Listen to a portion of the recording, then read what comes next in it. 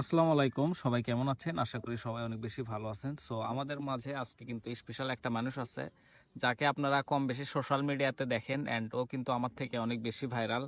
So আজকে আসলে সারেকান্তি যাওয়ার কথা ছিল, বাট আমরা কিন্তু আজকে ইফতার করতেছি। আমরা কই আছি? চান্দু স্টুডেন্ট। চান্দু স্টেডিয়ামে আছি, অ্যান্ড ওর কিন্তু অনেক ফ্যান ফলোয়ারের সাথে দেখা হয়েছে।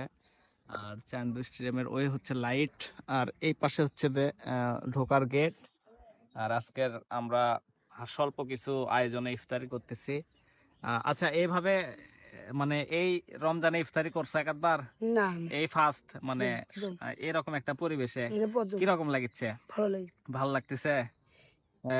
নেক্সট টাইম কিন্তু তারপরে সারেখানতে ইফতার করবো, হ্যাঁ, ঠিক আছে? ইনশাল্লাহ। তো সারেখানতে সবাইকে দাওয়াত করো তুমি, হ্যাঁ, আসবেন, আপনারা সবাই আসবেন একসাথে বসে। একসাথে বসে থেকে ইফতারি করা হবে। হ্যাঁ।